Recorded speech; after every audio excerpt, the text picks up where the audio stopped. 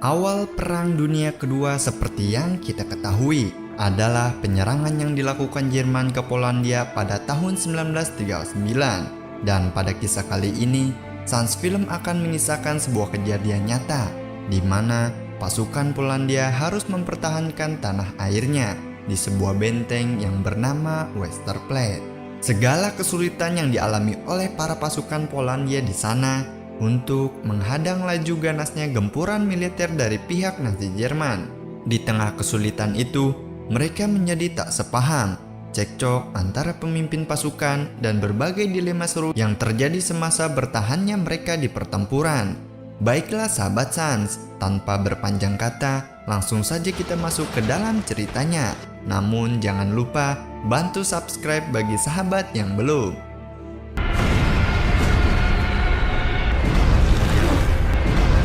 Di suatu hari di tahun 1939 yang bertempat di Polandia, ada seorang pria yang bernama Mayor Henrik.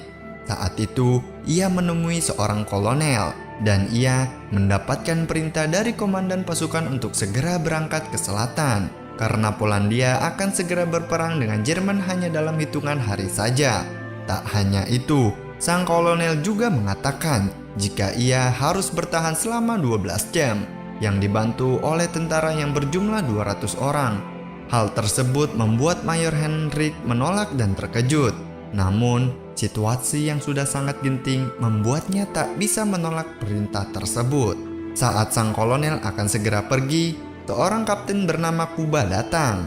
Ia melaporkan jika Jerman telah memblokir kota dan transportasi medis mereka. Dan jika memang perang benar-benar terjadi, maka mereka tidak akan mempunyai persediaan obat-obatan. Hari pun terus berlalu. Dalam keadaan risau, mereka terus bekerja sama untuk mempersiapkan pertahanan yang dibutuhkan. Dan tepat di tanggal 1 September 1939, Jerman menyerang benteng Westerplatte dan menyerang mereka dengan sebuah serangan mortir. Saat itu, pasukan yang berada di pos terdepan langsung menghubungi markas, di mana Griezmann mendapatkan perintah untuk melawan ketika musuh sudah memasuki wilayah mereka. Selama itu pula, Jerman terus menghujani setiap pertahanan mereka dengan serangan mortir. Hal itu kemudian membuat pasukan Polandia segera menempati posisi masing-masing dan membunyikan alarm mereka sebagai pertanda mara bahaya. Di dalam benteng, Kapten Kuba terus membimbing pasukan untuk menuju ke pos pertahanan. Ia pun terus memerintahkan prajuritnya mundur, sambil memerintahkan yang lain menyerang menggunakan senjata berat. Pasukan Jerman pun terus maju. Tanpa sadar, mereka menyerang dan tak menyadari pasukan Polandia sedang bersembunyi. Lalu tiba-tiba, mereka menghadangnya dengan menghujani pasukan Jerman dengan tembakan.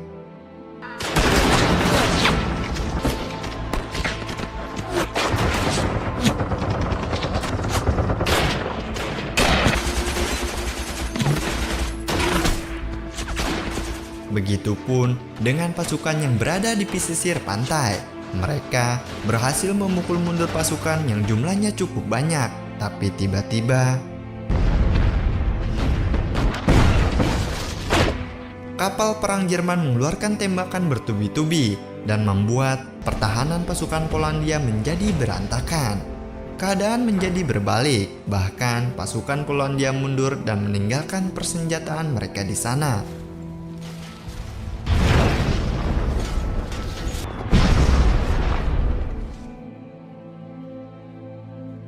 Tak lama kemudian, sebuah radio di Warsawa melaporkan bahwasannya tepat hari ini pasukan Jerman telah berhasil menyeberangi perbatasan Polandia dan mereka melanggar perjanjian damai.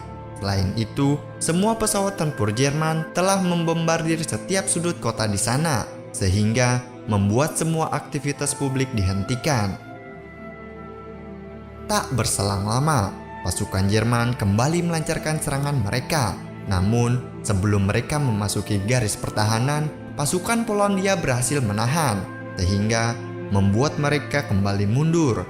Dan karena serangan tersebut, ada seorang prajurit yang tewas. Lalu kemudian, Henrik memerintahkan prajurit untuk membantu ke sektor 1, di mana ia tidak terima jika sektor 1 menjadi tempat yang paling berbahaya. ia pun segera mengaktifkan peledak di sana dan tak sengaja malah mengenai rekannya yang sedang memasang ranjau.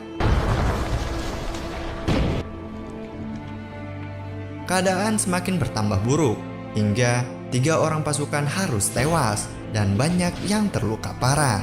Tak hanya itu, pasukan Polandia juga sangat membutuhkan dokter bedah karena kondisi dari para prajurit yang sangat terluka.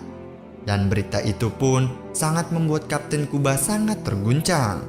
Tak lama kemudian, Hendrik mendapat telepon bahwa seorang kepala prajurit yang bernama Butler ingin membawa kembali pasukannya untuk merebut pos From. Namun, Hendrik melarang untuk melakukan serangan agresif karena ia sudah sangat banyak kehilangan prajurit di Parit. Hendrik kemudian meminta prajurit untuk kembali ke barak dan ia meminta Griezmann untuk memegang komando. Keputusan itu pun nampak sangat berseberangan dengan keinginan Kuba dan juga membuat Butler merasa kesal. Tak terasa, 12 jam sudah mereka lewati menghadapi pertempuran, di mana seharusnya bala bantuan sudah datang kepada mereka, dan ternyata ada sebuah surat yang memberitahu bahwa bantuan tak dapat dikirimkan. Pada keesokan harinya, pasukan Jerman kembali memasuki sisi pantai. Namun, mereka terhalang oleh kawat berduri dan membuat Polandia bisa bertahan. Tak lama setelah itu, sebuah pesawat datang, yang dimana mereka mengira itu adalah pesawat bantuan. Namun, itu adalah pesawat tempur Jerman yang juga membawa segerombolan pesawat tempur yang lainnya. Mereka menggempur setiap benteng Polandia dan membombardir tanpa ada perlawanan.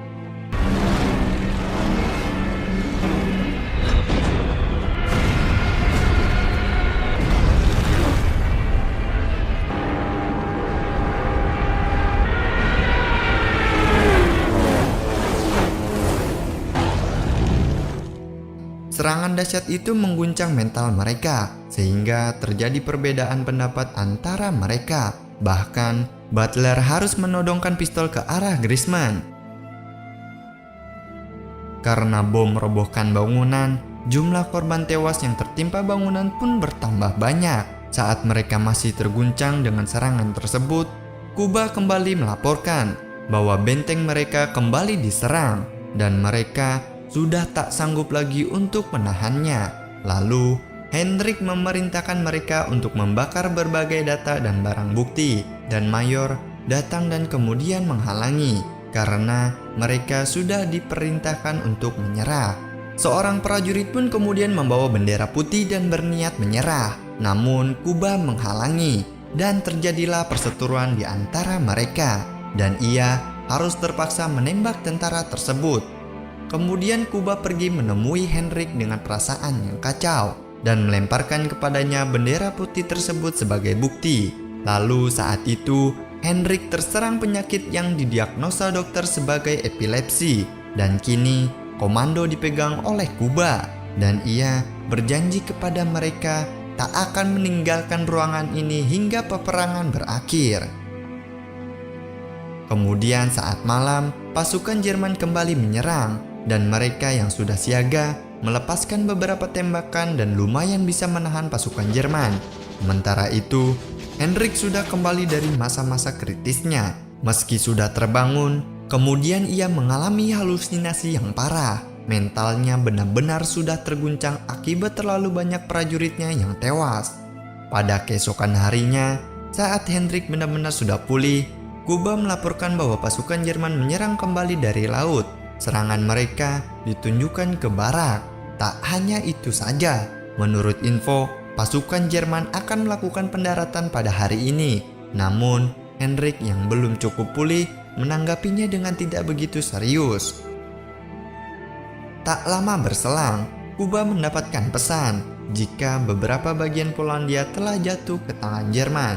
Di radio juga mereka mendengar bahwa hari ini, tanggal 3 September tahun 1939, Prancis dan Inggris mendeklarasikan perang terhadap Jerman, dan hal tersebut membuat mereka sangat bahagia dan memberitahu pasukan bahwa mereka tidak sendirian.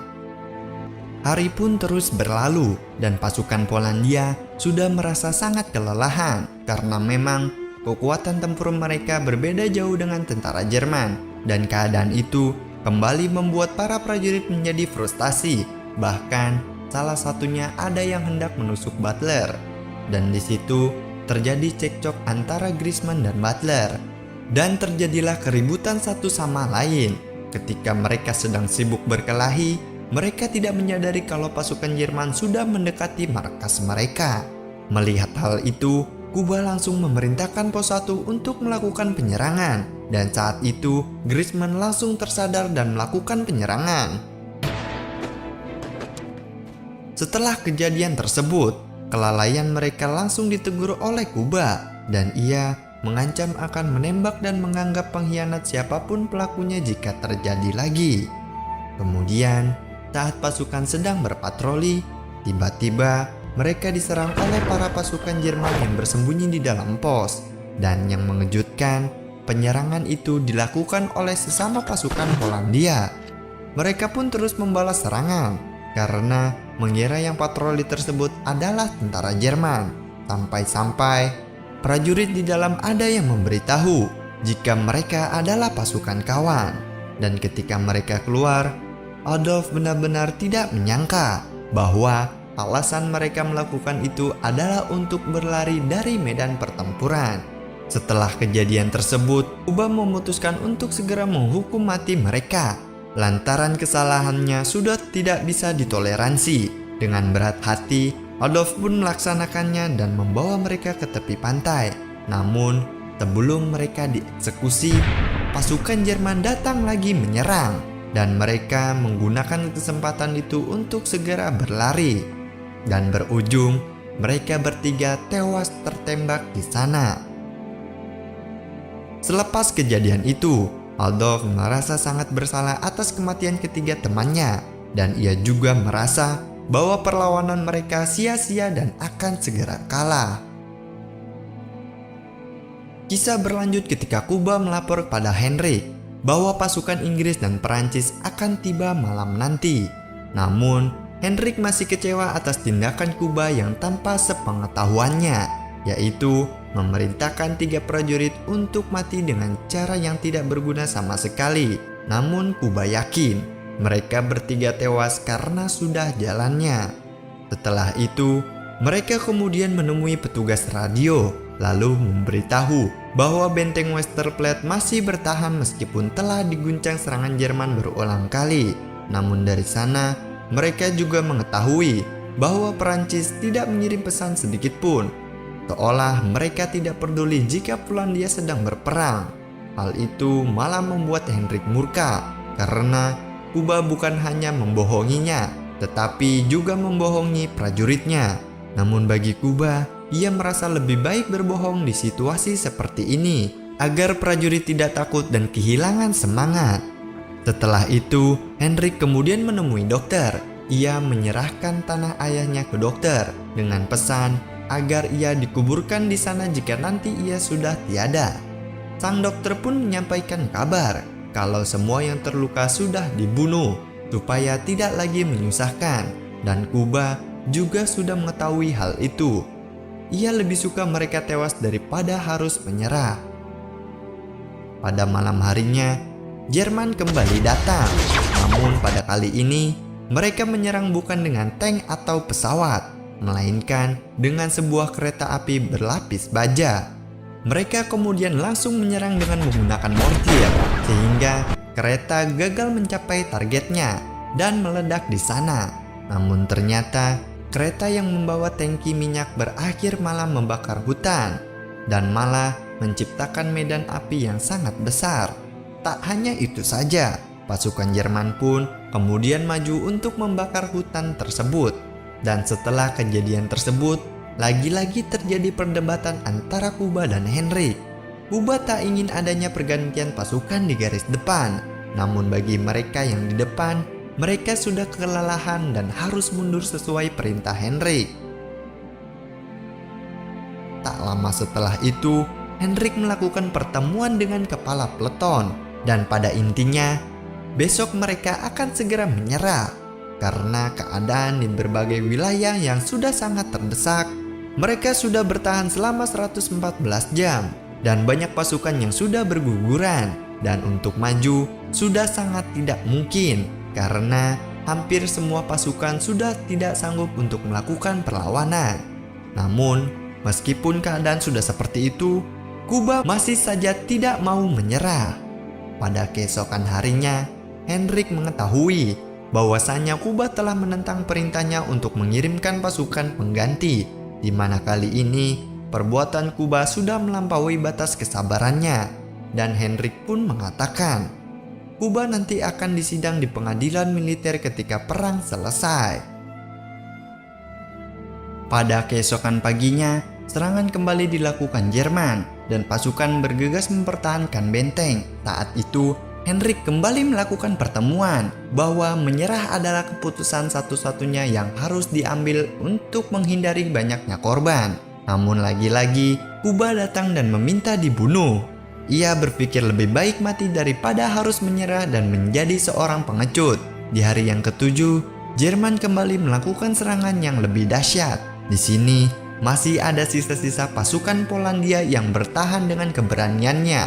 Keadaan sudah tak terkendali, serta banyak pasukan yang terluka sangat membutuhkan perawatan. Dan disitulah Hendrik ingin mengeluarkan perintah untuk menyerah. Di tengah baku tembak yang terjadi, Kuba mendatangi Hendrik dan menyuruhnya untuk batal menyerah. Namun, mereka sudah tak punya apa-apa lagi untuk bertahan. Selain itu, ia melakukannya bukan karena ia pengecut, melainkan demi kebaikan seluruh prajuritnya. Dan perintah itu pun ia sampaikan kepada seluruh divisi bahwa tanggal 7 September tahun 1939, Polandia resmi menyerah kepada Jerman. Di akhir kisah, Hendrik pun mengumpulkan semua pasukan dan memberitahu mereka tak ada jalan lain untuk dilakukan karena pasukan Jerman sudah seluruhnya menguasai Polandia. Hendrik juga mengucapkan banyak terima kasih kepada seluruh pasukan yang telah berjuang selama 7 hari yang melelahkan. Dan di situ juga Kuba memberikan informasi bahwasanya lambang burung elang negara Polandia takkan runtuh dan tetap kokoh. Dan ia juga memberitahu bahwa para pemimpin pasukan mungkin nanti akan dihukum mati. Dan pada tanggal 8 September, pasukan Jerman mengumumkan bahwa Polandia telah menyerah, terutama di benteng Westerplatte.